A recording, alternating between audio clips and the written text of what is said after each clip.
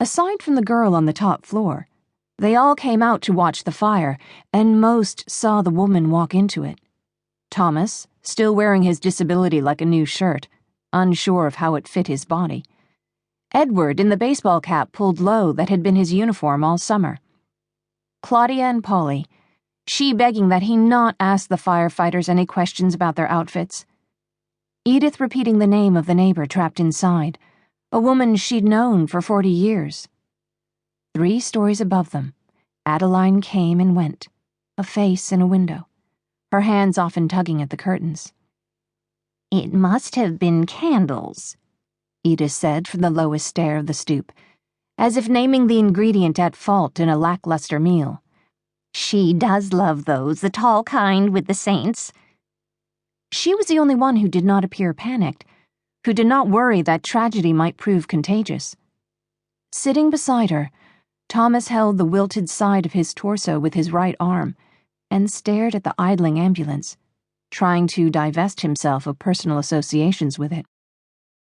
He didn't ask Edith where she was going as she rose, slowly as a diminished balloon, didn't watch as she moved towards the throbbing orange light.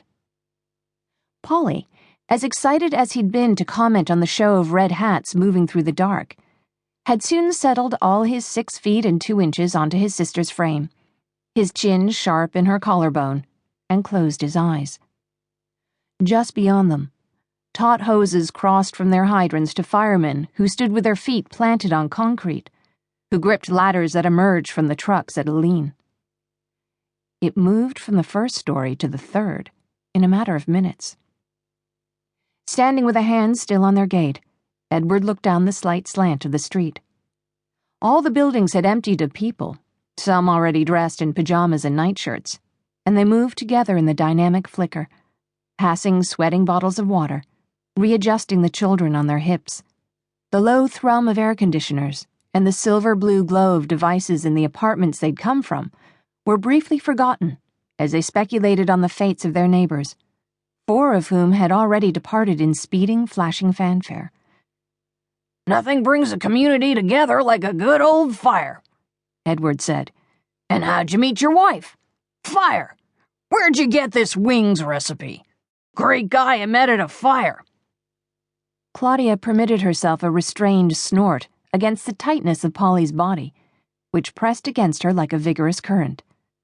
Through the curls of her brother's hair, she saw Edith's slight shape moving, and raised her hand to point.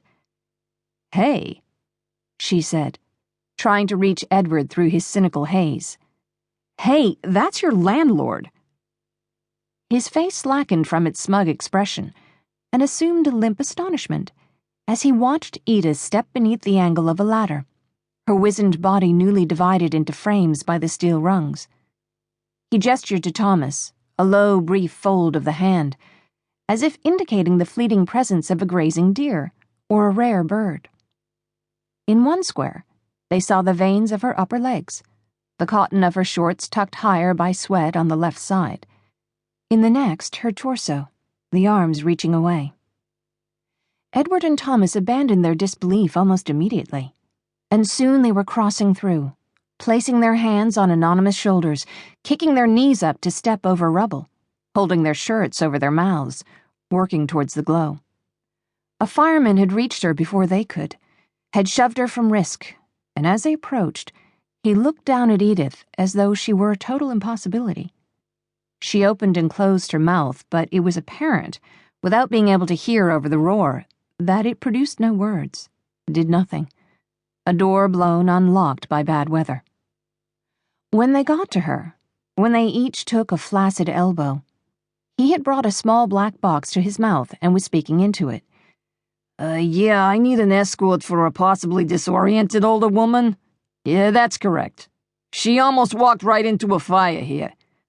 "There's no need for that," Thomas said in the brawny man's general direction, determining his confidence in the statement as he went.